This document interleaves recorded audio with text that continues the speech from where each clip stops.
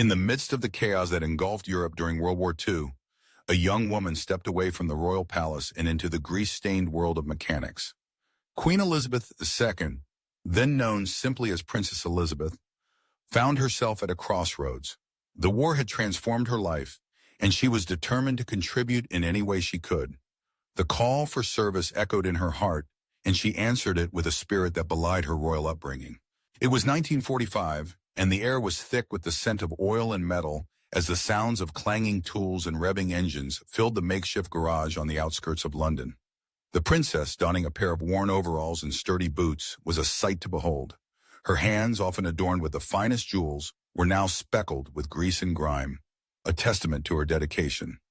She had taken on the role of a mechanic in the Auxiliary Territorial Service, a branch of the British Army that allowed women to serve in non-combat roles. Here she learned the intricacies of military vehicles, from trucks to jeeps, each piece of machinery a vital cog in the war effort. The camaraderie among her fellow mechanics was palpable. They were a mix of women from all walks of life, united by a common purpose. Elizabeth, with her natural grace and unyielding determination, quickly earned their respect. She was not merely a princess in disguise.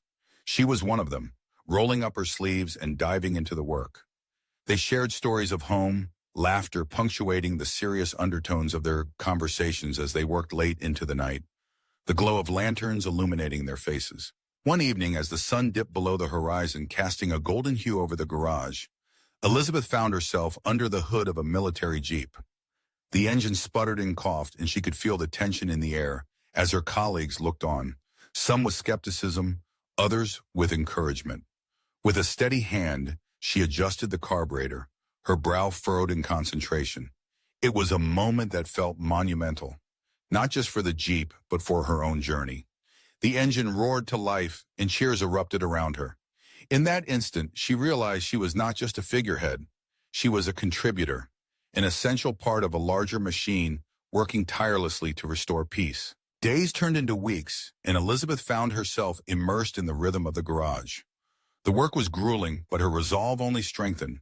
She learned the importance of precision and teamwork, understanding that each bolt tightened and each engine repaired was a step closer to victory.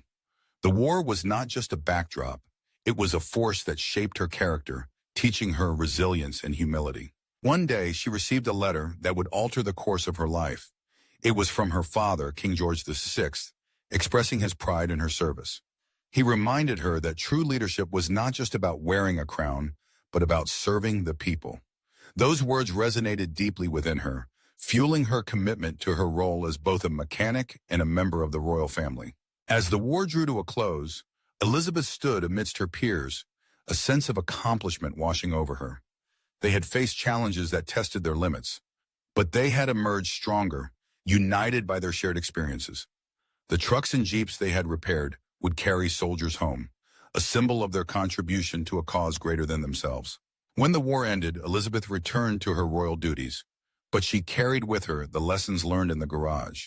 The grease-stained overalls and the roar of engines were etched in her memory, a reminder of her time as a mechanic. In the years that followed, as she ascended to the throne, she would lead with the strength and compassion she had cultivated during those formative years. Forever changed by her experiences in the world of mechanics, the princess had become a queen, but the mechanic within her would always remain, a testament to the enduring spirit of service.